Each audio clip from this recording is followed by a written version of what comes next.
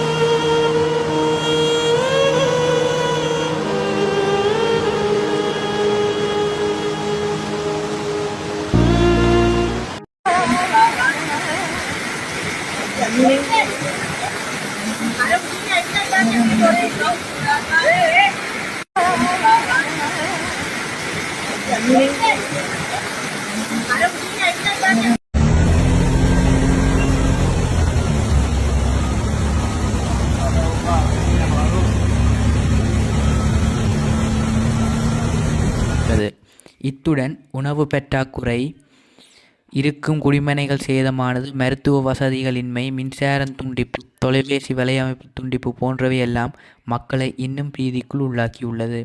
இன்னும் மண்சரிவு அபாயம் பல இடங்களில் தீவிரமாக காணப்படுகின்றன. இதற்கு முக்கிய காரணமாக மனிதர்களின் அசண்டையினம் மலைப்பகுதியில் உள்ள மரங்களை வெட்டுவதால் மண்ணரிப்பு ஏற்படுகின்றனர். ஆறுகள் குளங்கள் இருந்த இடங்களில் மண்களை நிரப்பி வீடுகளையும் கட்டிடங்களையும் அமைத்தமையால் நீர் செல்ல இடமில்லாது மக்களின் குடிமனைகளுக்குள் வெள்ளம் சென்று வீடுகள் வெடிப்பு, உயிர்கள் உடைமைகள் போன்றவை பாதிப்புக்கு உள்ளாயின. இன்னும் மக்கள் செய்த தவறையே செய்தால் இதை போன்ற பாரிய அழிவு சிறிய மழைக்கும் ஏற்படும்.